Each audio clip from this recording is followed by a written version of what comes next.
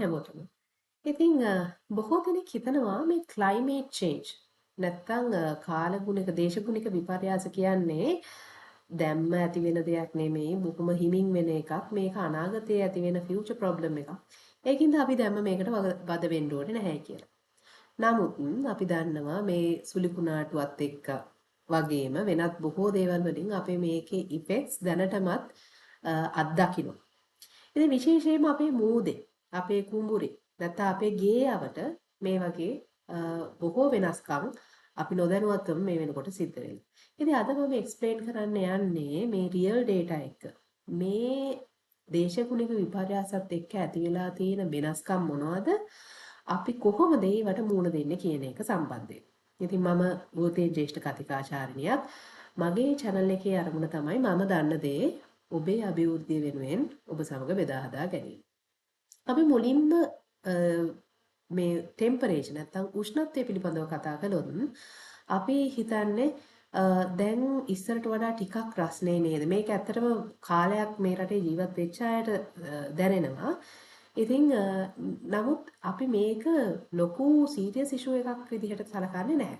නමුත් පසුගිය වසර 30 තුල ශ්‍රී ලංකාවේ ඇවරේජ් ටෙම්පරේචර් එක සාමාන්‍යයෙන් 100ට සෙල්සියස් අංශක 1.5කින් විතර වැඩි වෙලා තියෙනවා. ඉතින් මේක සුළු අගයක් වගේ අපිට පෙනුනට මේ සෙල්සියස් අංශක 1.5 නිසා අපේ වියලි කාලගුණය නැත්නම් වියලි කාලය ඊටාම දිගු කාලයක් බවට පත් වෙනවා. ඒකම අපේ මොන්සූන් පැටර්න්ස් අපේ මෝසම් වර්ෂාවන් අපිට ලැබෙන විදිහ සම්පූර්ණයෙන්ම වෙනස් වෙලා තියෙනවා.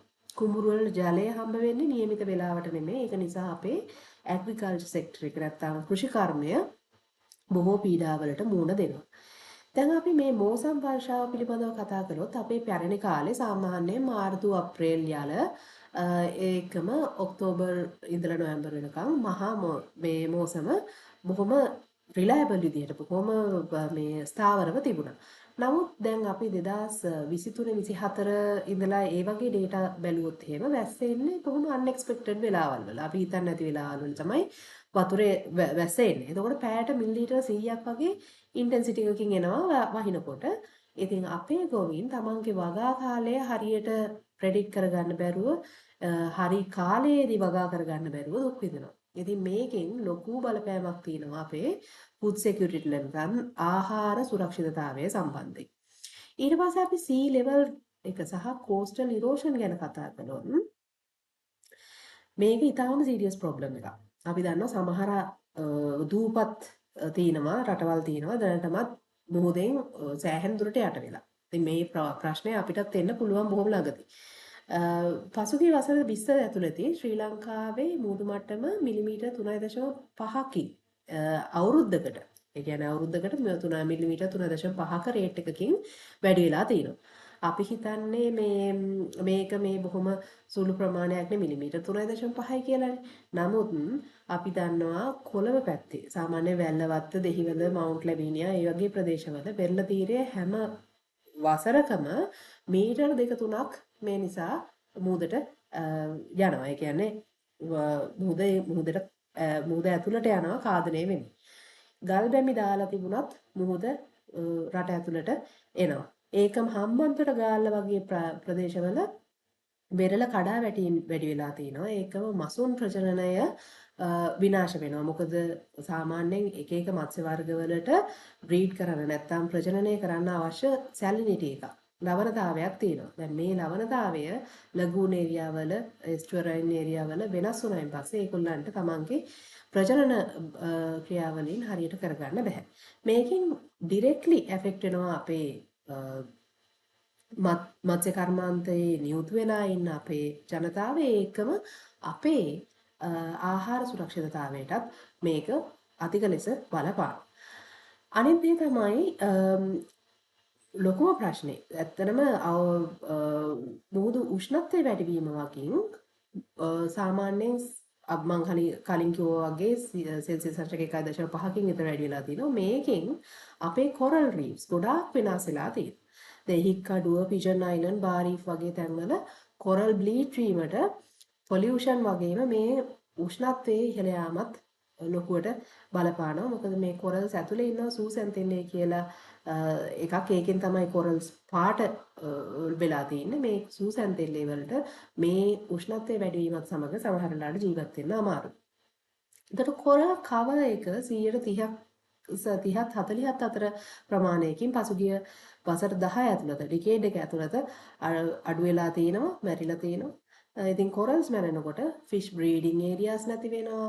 ඒකම කොරල්ස් කියන්නේ ඇත්තටම මුහුදේ තියෙන වනාන්තර වගේ. ඒ වයින් හම්බ වෙන ඔක්සිජන්, බ්‍රීඩින් ප්ලේසස් මේ හැමදේම මේකෙන් නැති වෙනවා.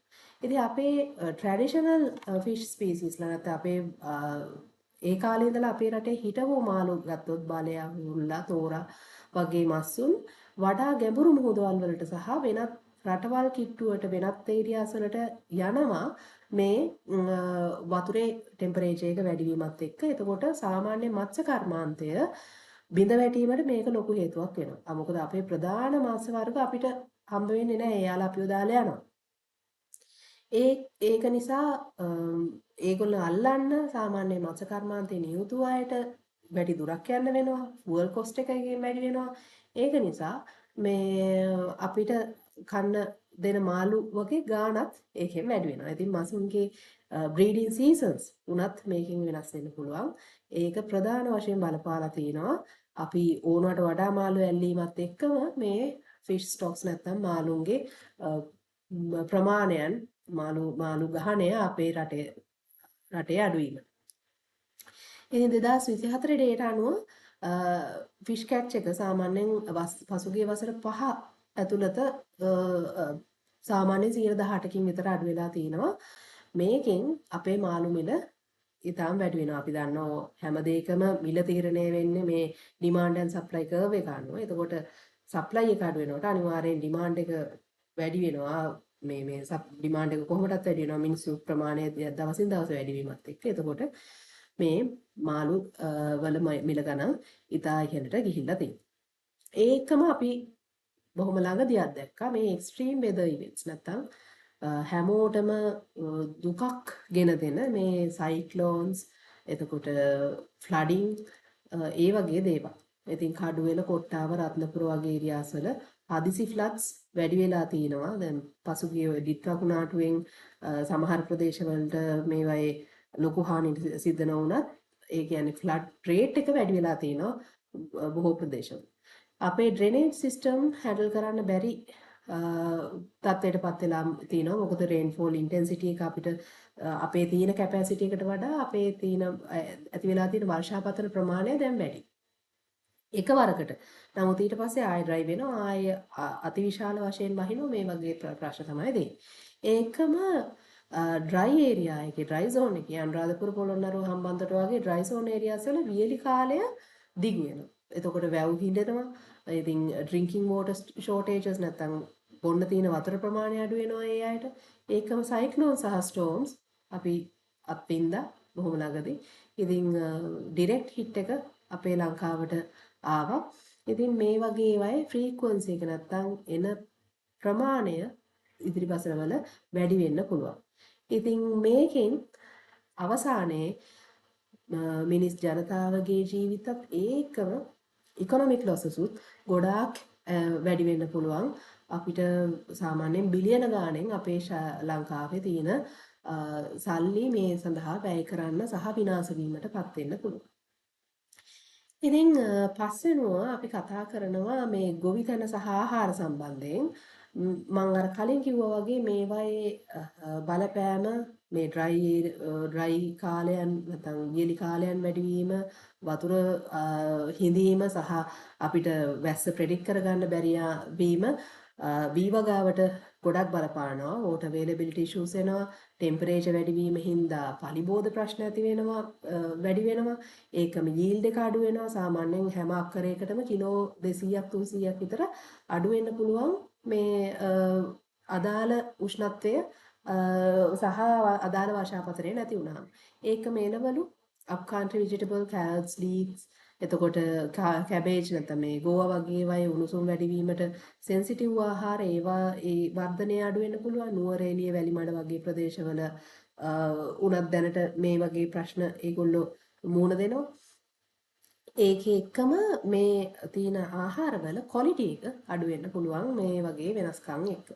ඒකම අපේ තේ වගා සිලෝන් ටී සාමාන්‍යයෙන් ග්ලෝබලි ෆේමස් ලංකාව ගැන දන්නේ අනිත් මිනිස්සු ගොඩක් වෙලාවට අපේ සිලෝන් ටී හින්දා ඒ මේ ටෙම්පරේචර් සහ රේන්ෆෝල් පැටර්න් චේන්ජස් නිසා මේ තේවල ක්වොලිටි එකත් අඩු වෙනවා.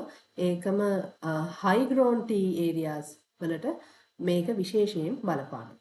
ඒකෙන් වෙන්නේ අපිට තියෙන ආහාරවල මිල වැඩි වෙනවා ඉම්පෝර්ට් ඩිපෙන්ඩන්සි එක නැත්තම් ලංකාවට ආහාර ඉදිරියේදී ආනයනය කරන්න වෙනවා අපිට අවශ්‍ය ප්‍රමාණයට කන්න නැති වුනහම ඒකම අපේ ගොවි දැන්න සහ ගොවි කර්මාන්තයේ නියලු අපේ ගොවි මහත්වරුන්ට මේක ලොකු ප්‍රශ්නයක් වෙනවා.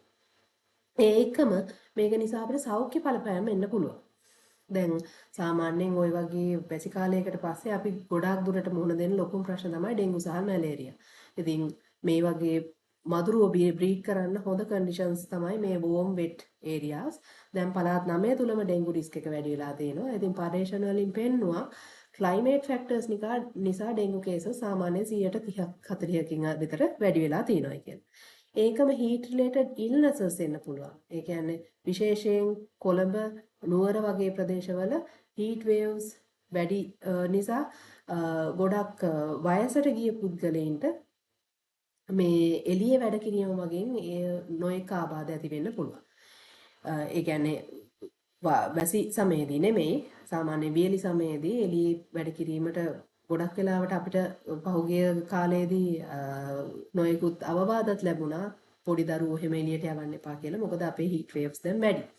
ඒකම food and waterborne diseases flood වලින් පස්සේ සාමාන්‍යයෙන් කොලරා, ටයිෆොයිඩ් වගේ රෝග ඇති වෙනවා. ඉතින් ඒකෙදි අපිට බොන්න ප්‍රමාණවත් තරම් ක්ලීන් වෝටර් නැතිවීමත් සිද්ධ වෙන්න පුළුවන්. ඒකෙනුත් මිනිසුන්ට අවශ්‍ය ප්‍රමාණයට හොඳ පිරිසිදු ජලය නොලැබීම නිසා ශරීර අභ්‍යන්තරයේ ගැටලු ඇති වෙන්නත් පුළුවන්. එතකොට අපි මොකද කරන්න ඕනේ? දැන් මේකට රටක් වශයෙන් අපි වැඩ කිරීම අත්‍යවශ්‍යයි. නමුත් අපි තනි පුද්ගලයා වශයෙන් දේවල් කළොත් අපිට පුළුවන් යම්කිසි මොකද අන්තිමට රටක් හැදෙන්නේ මේ තනි පුද්ගලයාගේ එකතුවේ. ඉතින් අපි මොකද කරන්න ඕනේ? පළවෙනි එකක් තමයි අපිට මේ එනර්ජි සේව් කරන්න පුළුවන්. මොකද දැන් වතුර එක්ක ලොකු ප්‍රශ්නයක් තියෙනවානේ අපිට බොන්න අවශ්‍ය තරම් හොඳ වතුර ඉදිරියේදී නොලැබී යන්න පුළුවන්. එතකොට සාමාන්‍යයෙන් ගෙදර බල්බ් වැඩිපුර දාලා තියෙනවා නම් ඒව නිවන්න ඒ දේවල් අමුතුවෙන් කියන්න ඕනේ. ඒකම වැඩිපුර කරන්ට් යන බල්බ් වෙනුවට අඩුවෙන් කරන්ට් යන LED බල්බ් එකක් ඒ වගේ දේවල් පාවිච්චි කරන්න. එතකොට සාමාන්‍යයෙන් සෝලර් පැනල්ස් වලට මාරු වෙන්න අපි මේ විද්‍යුතය ජනනය කර ගැනීමට සෝලර් පැනල් එකක් හොඳ ඕල්ටර්නේටිව් එකක්. ඒකම වතුර කන්සර්ව් කරන්න රේන් වෝටර් හාර්වෙස්ටිං සිස්ටම් එකක් අපිට ගෙදරම හදාගන්න පුළුවන්. අනවශ්‍ය විදිහට වතුර නාස්ති කිරීම අඩු කරන්න. ඒකම ප්ලාස්ටික්. මේක ඊටාම ලොකු ප්‍රශ්නයක්. දැන් ඇත්තටම මේ සිංගල් යූස් ප්ලාස්ටික් අඩු කරන්න නොයෙකුත් ක්‍රමවේද ගෙනියනවා. ඒ වගේ අපි හැමතිස්සෙම අපි හිතලම මේ reusable bags, reusable bottles ඒ වගේ දේවල් වලට මාරු වෙන්න ඕනේ. මොකද අපි දැක්කා මේ ගංගා පිටාර ගැලීමත් එක්ක ගම් වතුරත් එක්ක කොච්චර ප්ලාස්ටික් ප්‍රමාණයක් ඒවයේ එකාවද කියන එක. ඉතින් අපේ මිනිස්සුන්ගේ වැරද්ද නිසාම තමයි මේ විදිහට ප්ලාස්ටික් පොලියුෂන් ඇති වෙන්නේ. තැන දානවා ටොෆි කොලේද ප්ලාස්ටික් බෝතලේද ඉතින් ඒ දේවල් ටිකක් අඩු කරන්න.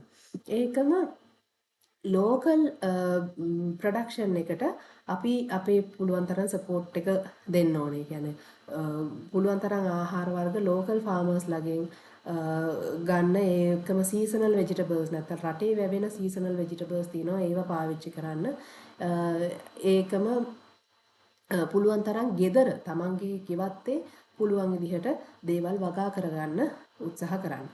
ඒකම පුළුවන් හැම විටකම ගහක් හිටවන්න. මොකක් හරි වැදගත් විදිහේ ගහක් ඒක විශේෂයෙන්ම කෝස්ටල් ඒරියා වල ආයට පුළුවන් මැන්ග්‍රෝව්ස් වවන්න ෆ්‍රෙෂ් වෝටර් ඒරියා වල උනත් ෆ්‍රෙෂ් වෝටර් මැන්ග්‍රෝව් එකක් තියෙනවා ඒක වවලා හරි අපේ බෑන්ක්ස් ප්‍රොටෙක්ට් කරගන්න පුළුවන් අපිට ඒකම අපිට පරණ ඔය කුඹුක් වගේ ශාක වලට යන්න පුළුවන් ඒ වයින් අපේ තියෙන පොලියුෂන් අඩු කර ගැනීම එක්කම අපේ බෑන්ක් ප්‍රොටෙක්ෂන් එකත් වැඩි කරගන්න පුළුවන්. පුළුවන් විදිහට කමියුනිටි ලෙවල් එකෙන් හරි ඔබ දන්නා දේ අනිත් අයට කියලා දෙන්න. මම මගේ වගකීම ඉෂ්ට කරනවා මේ වීඩියෝ තුලින්. ඔබට පුළුවන් නම් තමාට තව එක්කෙනෙක්ට හරි මේ පිළිබඳව දැනුවත් කරන්න පුළුවන් නම් ඒ දේ කරන්න. මේ වගේ දැනුවත් කිරීමේ වීඩියෝ ෂෙයා කරන්න සෝෂල් මීඩියා වල. ඒකෙන් මිනිස්සු දැනුවත් වෙනවා මේක අපි කවුරු හරි කරලා දෙනකම් බලාගෙන ඉන්න ඕන දෙයක් නෙමෙයි. අපිත් මේකට යම්කිසි වගකීමක් දැරිය යුතුයි කියන එක සම්බන්ධයෙන්. ඒකම පුළුවන් හැටියට බීච් ක්ලීන් අප්ස්, එතකොට ට්‍රී ප්ලාන්ටින් ප්‍රෝග්‍රෑම්ස්, එතකොට කමියුනිටි ගාඩනින් ප්‍රෝග්‍රෑම් වගේ දේවල් වලට හවුල් වෙන්න. ඒ සමගම පුළුවන් තරම් try කරන්න තමන් අතින් මේ වැය වෙන ඒ කියන්නේ තමන් නිසා ලෝකයට එමිට් වෙන කාබන් ඩයොක්සයිඩ් ප්‍රමාණය අඩු කරන්න. ඒ කියන්නේ පොලිතීන් පුච්චලා එහෙම නැත්නම් තමන්ට ගොවිපලක් තියෙනවා නම් සත්ව ගොවිපලක් තියෙනවා නම් ඒකෙන් නොයෙකුත් ග්‍රීන් හවුස් ගෑසස් යන්න පුළුවන්. මේ අන්තිමට ඇත්තටම මේක සිද්ධ වෙලා තියෙන්නේ ප්‍රධාන වශයෙන්ම අපි හරිතාගාර වායුන් නැත්නම් carbon dioxide, nitrous oxide, ammonia වගේ දේවල් අපි පරිසරයට ඕනවට වඩා මුදා හැරීම මාර්ගයෙන් දැන් මේ ක්ලයිමේට් පැටර්න්ස් වෙනස් වෙලා තියෙනවා. ඒ නිසා ඒවා පුළුවන් තරම් අපි අඩු කරගෙන මේ දේවල් වලට මුහුණ දෙමු. ඉතින් මම හිතනවා ඔබ යම්කිසි දැනුමක් මේ වීඩියෝ එකෙන් ලබා ගන්න ඇති කියලා. ඉතින් මේවා ප්‍රායෝගිකව පුළුවන් තරම් ක්‍රියාත්මක කරන්න උත්සාහ කරන්න. එතකොට අපිට පුළුවන් මේ රටත් ලෝකයක් ඉදිරියේදී රැක ගන්න. ඉතින් වීඩියෝ එක වැදගත් කියලා හිතනවා නම් ෂෙයා කරන්න, ලයික් කරන්න, සබ්ස්ක්‍රයිබ් කරන්න. තවත් මේ වගේ වැදගත් වීඩියෝ එකකින් ළඟදීම හමු වෙමු.